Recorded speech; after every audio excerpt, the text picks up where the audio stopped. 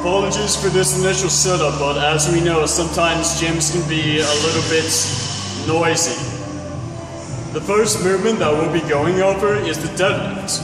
The deadlift starts with the feet inside of the shoulders. Now, the weight of the body is going to be upon the heels. Our butts out, our back, slight arch to it, our chest up and round. From the ground, we're going to start with the pulling motion, knees bent. And as we come up with that pulling motion, straighten the legs and the back in one fluid motion. We're going to reverse this motion coming down, butt out first. The next position that we'll be going over is the power clean. The power clean starts with a stance very slightly outside of the shoulders. Feet just outside of the shoulders in difference to the deadlift. We're going to continue the upward movement that we had of the deadlift with the bar, keeping the bar close to the body as it comes up. From there, elbows high in a slight scarecrow position. We're going to catch it in the front rack position. Now, catching it upon our chest in the front rack, we're going to bring our elbows under, out, and forward in one explosive fluid motion. The next movement that we'll be going over is the push press or the push jerk, also known as the split jerk. With this, we're going to clean it off the ground, but instead of bringing it to the front rack position with our elbows forward, we're going to have our elbows down.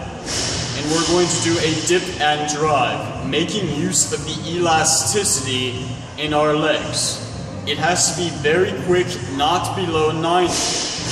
This elasticity from the legs and the posterior chain will help us bring the bar up and over our head in a caught position, straightening up.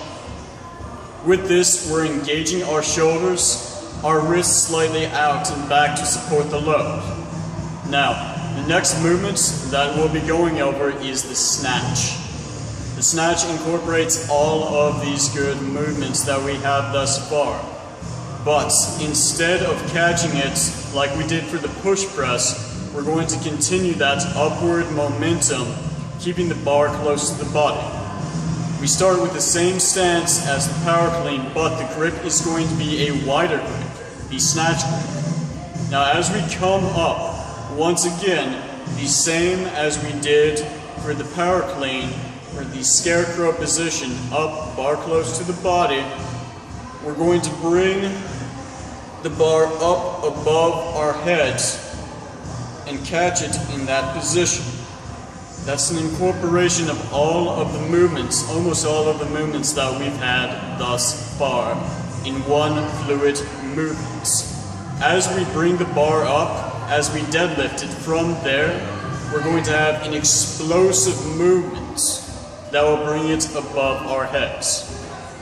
The last and final movement that we'll be going over is the squat.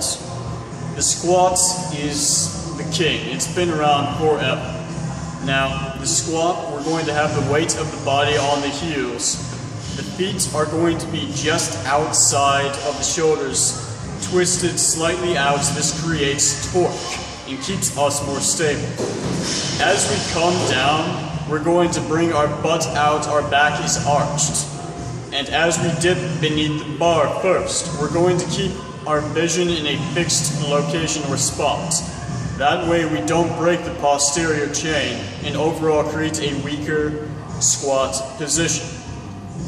As we come down, the butt is going to come out, down, and out, keeping that back arched. We're going to dip below the 90 and reverse this process coming up, all in one fluid, smooth movement. Thank you so much for your time. My name is Zach Barth, signing off.